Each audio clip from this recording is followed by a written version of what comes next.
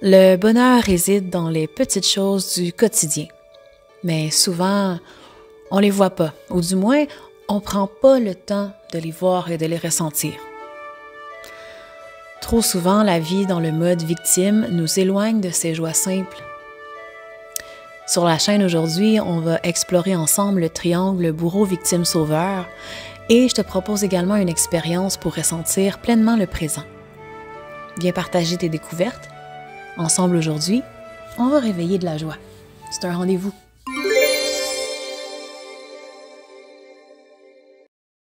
Fait que comme je disais dans l'intro, là, à ce moment-là de ma vie, je comprends que le bonheur est en fait dans les petites choses du quotidien. Je commence à justement voir que j'étais dans le manque de temps puis dans le stress chronique. Donc, je commence vraiment là, à intégrer le minimalisme, le fait de respecter mon rythme puis tout ça. Mais je remarque que je me mets souvent en mode victime, encore. En mode victime ou en mode bourreau. C'est très intéressant lorsqu'on se met à se pencher là-dessus parce que des fois, ça va être des patterns inconscients qu'on a. Puis, on s'en rend pas compte. Par exemple, on se met dans un état de... La façon qu'on se voit, c'est comme si on a l'impression qu'on est en train de subir ce qui se passe. Puis que c'est de la faute de l'extérieur, c'est de la faute des circonstances, c'est de la faute des autres, c'est de la faute de... Parce que nous, c'est pas de notre faute.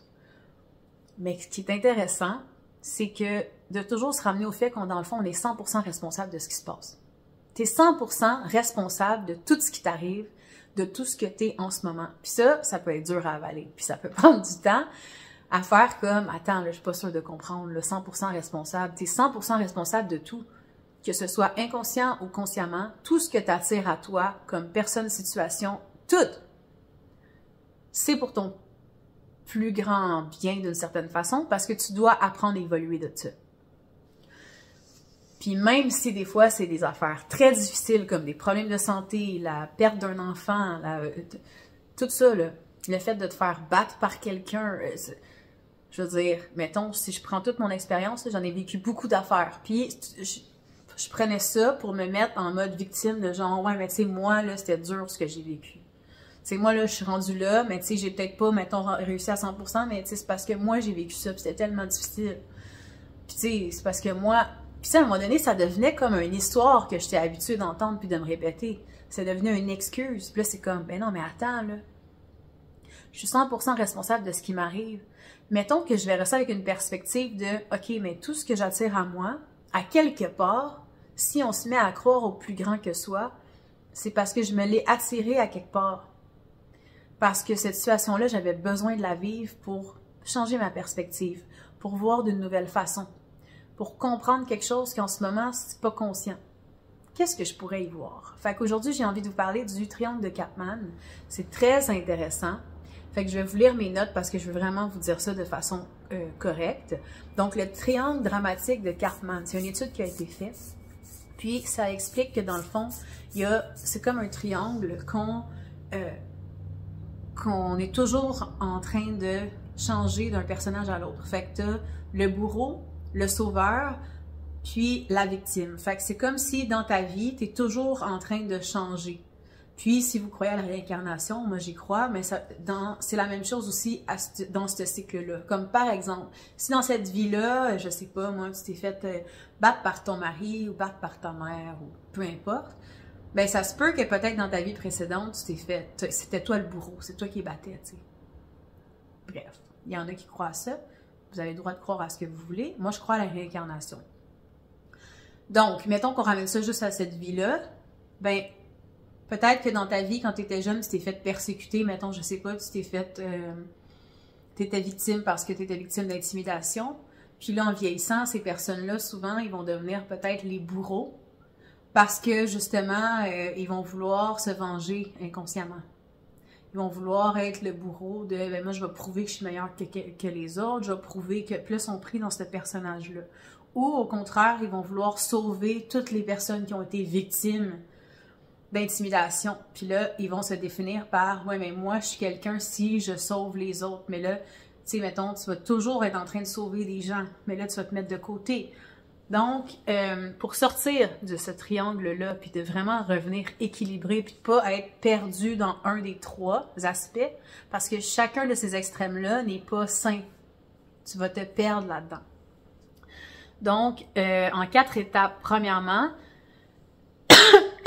pardon, faire face à des situations conflictuelles et des relations humaines portées par l'intérêt personnel peut vite devenir malsain et nocif.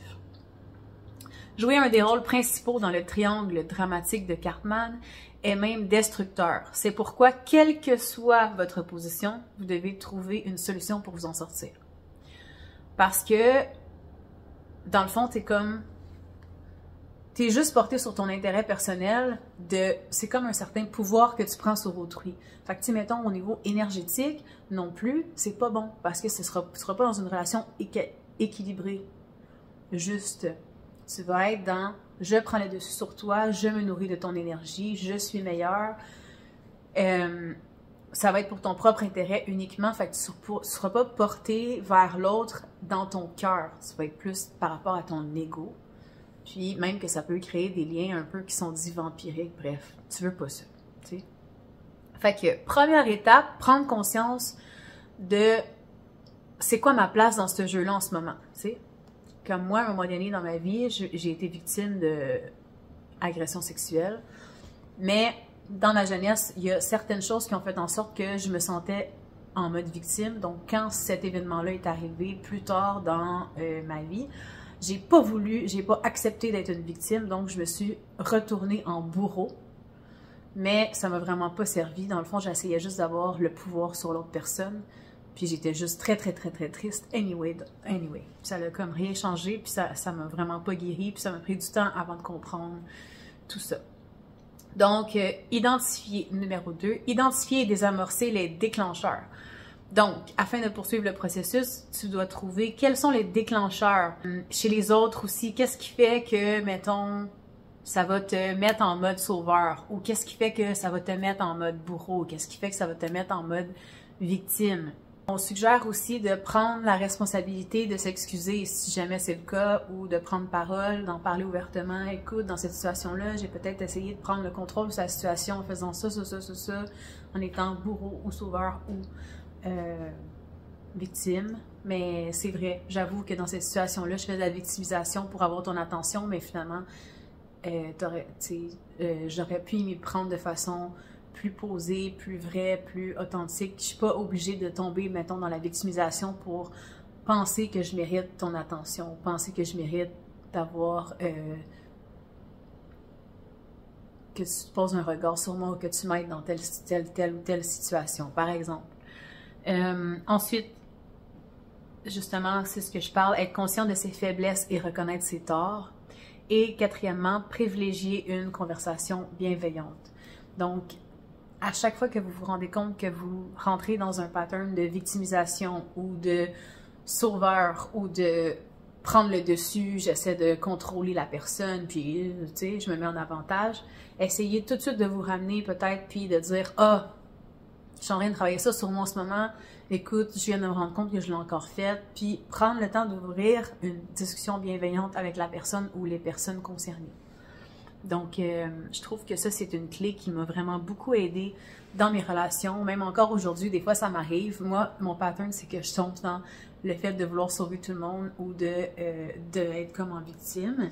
Pendant un bout de temps, quand j'avais l'impression que j'avais jamais pris ma place puis que je plaisais tout le temps aux autres, ben là, j'étais comme en mode bourreau. J'étais comme, moi, je vais prendre avantage parce que là, toute ma vie, j'ai plaît aux gens. J'ai voulu faire en sorte que tout le monde soit toujours content, puis ça marchait pas. Puis là, j'étais fâchée contre eux. J'étais fâchée contre la vie, j'étais fâchée contre le monde. Puis j'étais comme, ah ouais, mais gars, moi, je vais prendre avantage. Là, c'est moi et moi-même. Il n'y aura rien d'autre. Puis là, j'étais vraiment dans mon bourreau. Donc, c'est intéressant d'observer votre évolution sur votre ligne de vie jusqu'à maintenant, puis de voir j'étais dans quelle situation ou, mettons, quand ça se présente, je suis portée à être dans quelle sphère du triangle. Fait que je trouvais que c'était intéressant à le mettre dans le vlog parce que c'est des prises de conscience intéressantes à faire, que ce soit dans votre famille, que ce soit en relation de couple, que ce soit même à votre travail, des fois, là, tu sais, les gens au pouvoir, ils peuvent être peut-être là-dedans. Puis c'est aussi de mieux voir les jeux des autres. Puis des fois, d'être capable de leur dire « Hey, est-ce qu'en ce moment, tu te sens comme ça? Est-ce que tu aimerais qu'on en parle? D'être capable peut-être d'être la personne qui vient dédramatiser ce triangle-là dans lequel l'autre s'en vient vous mettre.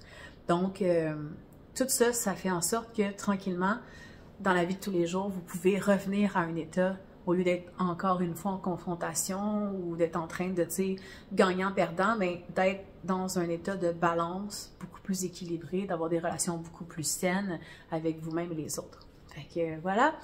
Écrivez-moi en commentaire qu'est-ce que ça résonne en vous. J'aime ça vous entendre. Je veux qu'on continue à échanger ensemble et on se voit demain.